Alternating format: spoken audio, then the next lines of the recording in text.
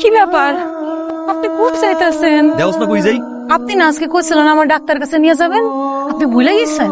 আমার দ্বারা সম্ভব না। আমাকে কইছে এই ডাক্তারের কাছে গিয়া তার মামা তো বোনের কাছে হইছে। আমার বিশ্বাস আমগো হইব। এখন আমি এবার ইয়ের ডাক্তারের কাছে যাই, এরপর সবাই জানুক আমার ইয়েতে সমস্যা, এরপর সবাই মিলে আমার ইয়ে নিয়ে হাসাহাসি করুক না। আপনি যদি না যান আমগো জীবনে বাঁচতে হইব না। আমার আর বাপ হওয়ার ইচ্ছা নাই। কি ভাবি সকাল সকাল কই যাইতেছেন বাইরে নিয়ে? আপনার বাইরে নিয়ে ডাক্তারের কাছে যাইতেছি। সাইকেল দিয়ে খুশি তো। মিশা কথা কইতাছেন কেন?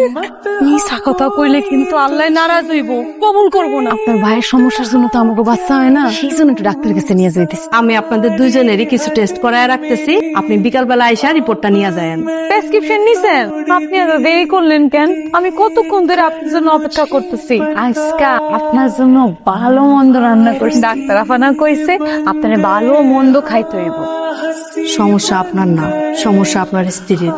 আসলে মা হওয়ার জন্য যে শারীরিক সক্ষমতা দরকার এটা ওনার নাই। আমি কোনোদিন মা হতে পারবো না, এই জীবনে আমি কি করবো? ওই উপরে যিনি আছেন তিনি যা করেন বান্দার মঙ্গলের জন্যই করে। আপনার লোকে তো কি করছি, শাস্তি আল্লাহ আমারে দিল। শাস্তি দিব কেন পারবো? আচ্ছা আমার লেগে আর বসে থাকবেন না, আপনি একটা বিয়া করে। কি কর পাগল হয়ে গেছো? কয়েক বছর যখন বুঝছো আমার সমস্যা, বিয়ে করছিল আমার শুরু তো টগরের সারা বাঁচবো, টগরের সারা না বাঁচে টগর কেমন শুরু সারা বাঁচবো। আল্লাহর ইচ্ছার উপর তো কারো হাত নাই। বান্দা যদি ইচ্ছা করে না কিন্তু বাপ মা হইতে পারে। বুঝি নাই, কি কইলেন?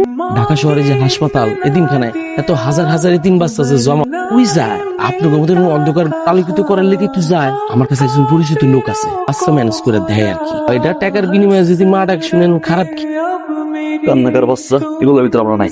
আপনি না করেন না, আল্লাহ তো আমার মা ডাক শুনতে বঞ্চিত করছে। কেউ সিলাই যদি আমি মা ডাকটা একটু শুনতে পারি, আল্লাহ দোহাই লাগে মাইনা যান আপনি।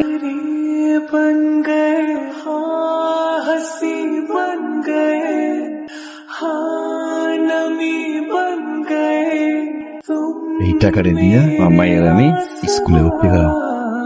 আইসে ও না আমার মাইয়া করে, নিজে যে প্রথমে আনতেই সামলাই আমার মাইয়া।